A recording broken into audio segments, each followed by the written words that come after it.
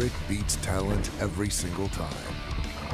Introducing the new BF Goodrich all-terrain KO3 tire. Legendary toughness made tougher. BF Goodrich, what are you building for? The international race attracts drivers and off-road racing enthusiasts from all over the world. Off-road racing is important to Baja Designs because, simply put, it tests the envelope and it clearly makes or breaks the progression aspect of what we do and why we do it. The racers out here are the 1% pushing it to its full potential. This is a proving ground for every aspect of lighting.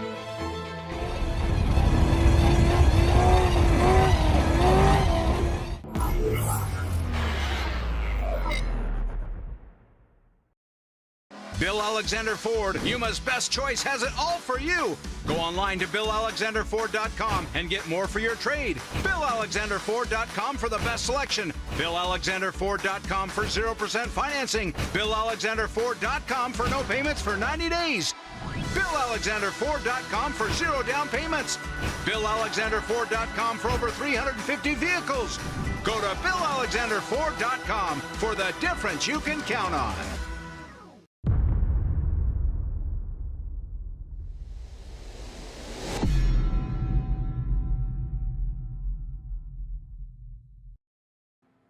All right, welcome back, everybody. We are here once again for one of your final, not the final, one of the final updates here today. One of your Method Race Wheels Fishgistics updates brought to you guys by Fox Racing Shocks. It is 6 p.m. and we almost have our first four-wheel finisher.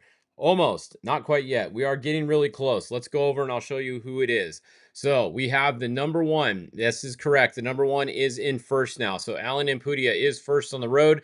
Toby Price with Paul Wheel driving is second. The way that happened was the 46 had a right rear flat. They pulled over. Brent got out, did a super fast change. The one did go by because the one was not too far behind them. They were only about 20 seconds behind them. So they had a flat. They got changed. They changed it. They got going again. They then had a left rear that was going low. They stopped at their pit, had their pit guys change that, did it really quick. And got going again. So that's kind of where we're at here. The 46, honestly, they were kind of screwed. They didn't really have a good shot at the win. They're stuck in sixth gear. So without the one having a problem, they were kind of screwed. So the tire thing didn't really affect their race too much at this point. So it was kind of like they were losing anyways. Now they're in second. Now it's up to Alan. If Alan can bring it home clean, he's only got, he got about 6 miles to go, then Alan is going to win another race. Man, Alan and Kyle Kraft are on a roll. All they got to do is to get right over to in here. This is the actual finish right here at Rancho Nelson. So you can see they're literally right there. They're only, it says 25 miles to the finish, but it's like 20 miles back into town on the highway. So it's only about 5 miles from where they are to the finish line. So it looks like Alan Impudia is going to get another win if he can get to the finish. Toby Price and them are most likely going to be second.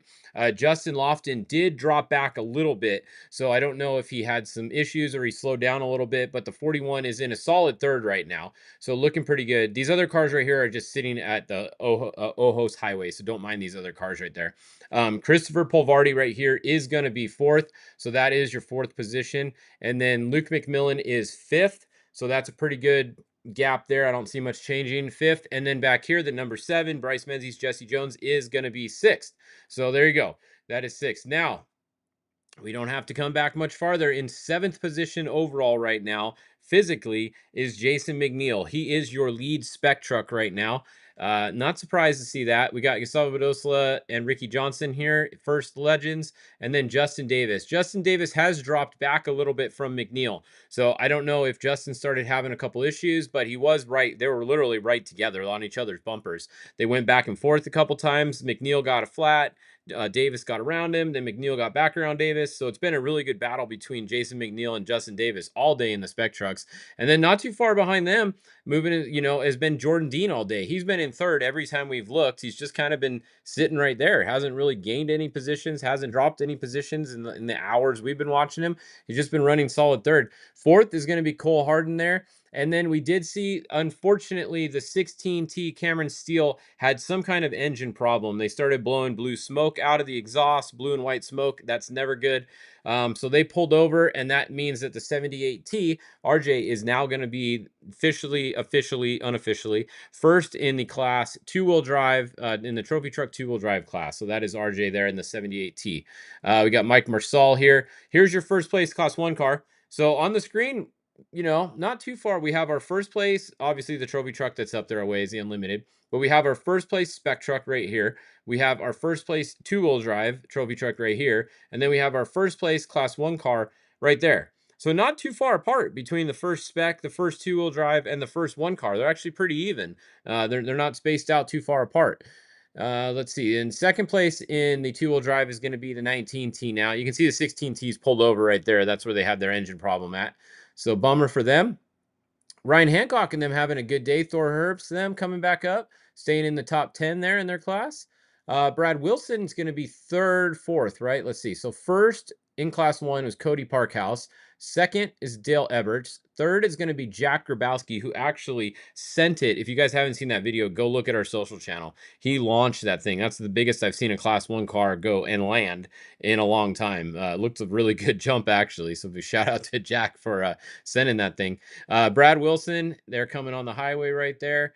We got 239 Travis Pecoy and then Kevin Thompson back here. They've definitely lost a lot of time today. They were stopped a couple times for a while. Good to see him get going again.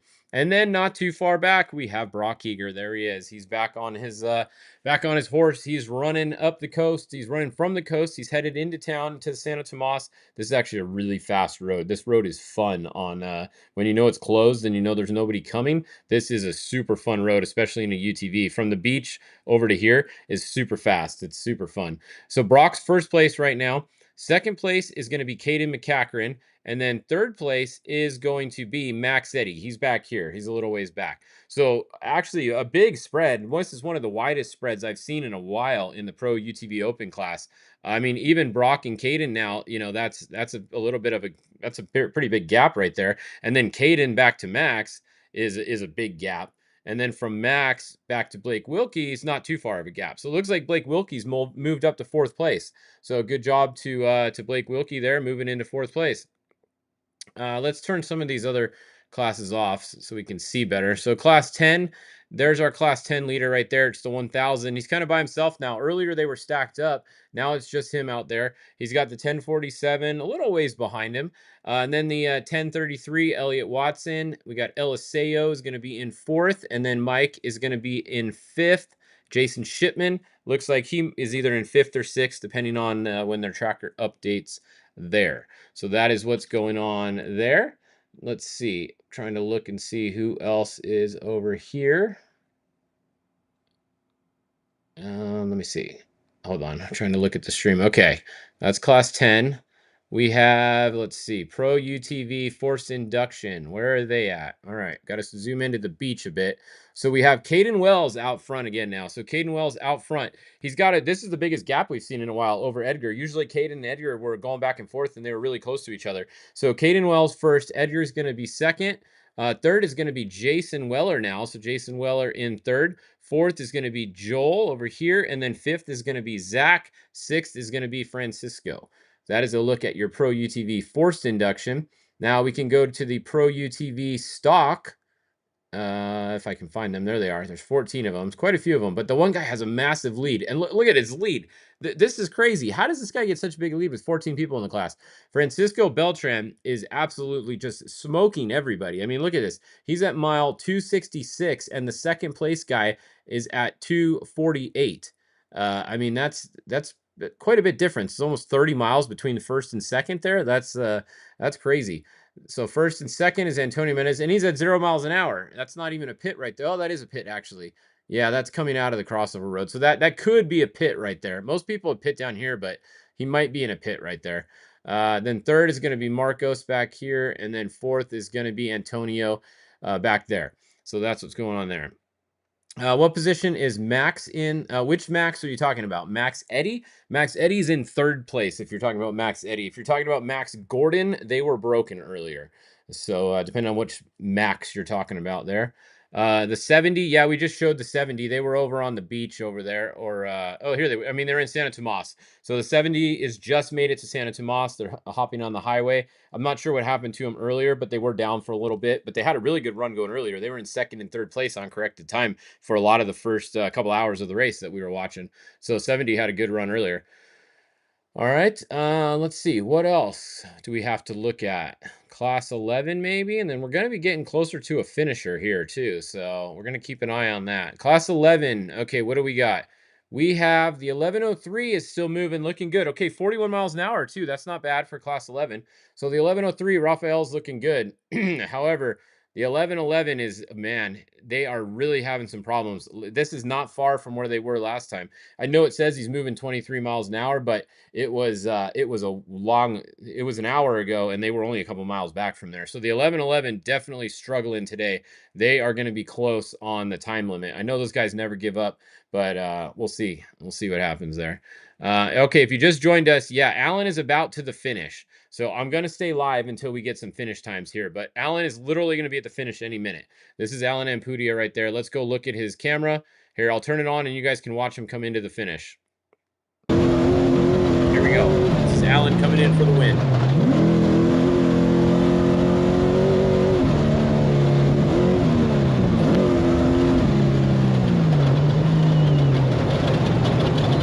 Only a couple turns left here at Rancho Nelson.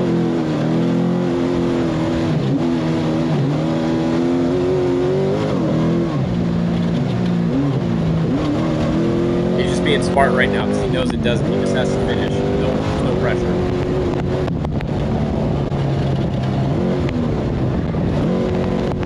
That's a pretty big jump still for cruising.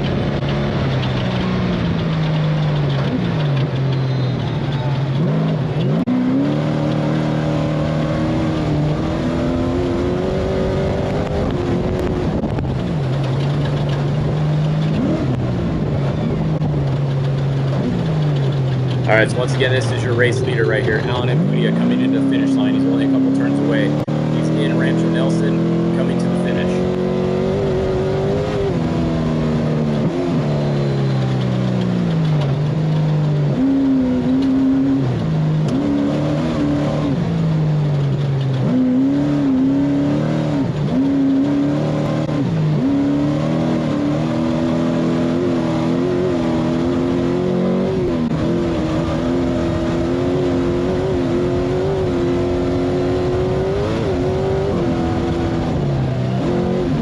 There's the finish line right here.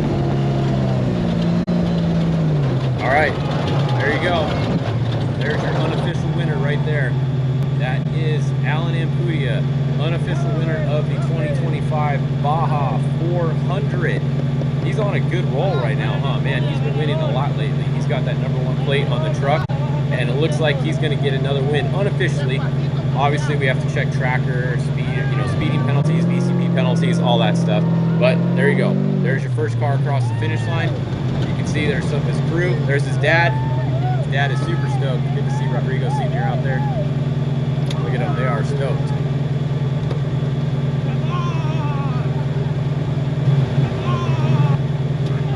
All right. So there you go. Now, the next car coming in is going to be Paul Wheel. Let's go full with him. Let me turn Alan's sound off for a second. Here comes Paul Wheel.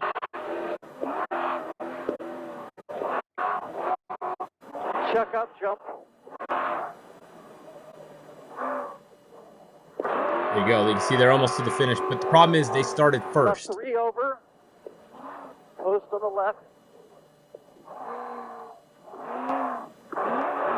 Right 4. Going left at the bottom. Left that jumped and left 2.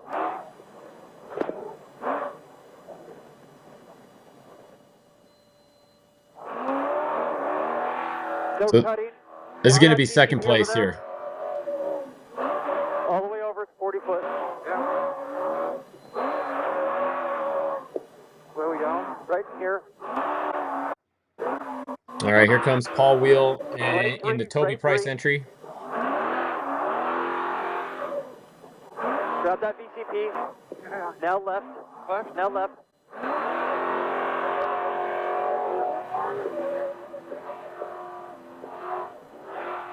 Straight. Jump. Here's the finish. Got her. Sorry, Mike. No, that's all we had. That's all we had. All right, there you go. Second place. This That is. truck. So how do you like driving a Can-Am? This is a Mason UTV. One gear. One gear. One gear. One gear. Ay, You see the 6 on the dash? They were stuck in that 6th is gear incredible. for PWR hours. Dude, it was, saw some big numbers, and then, holy cow.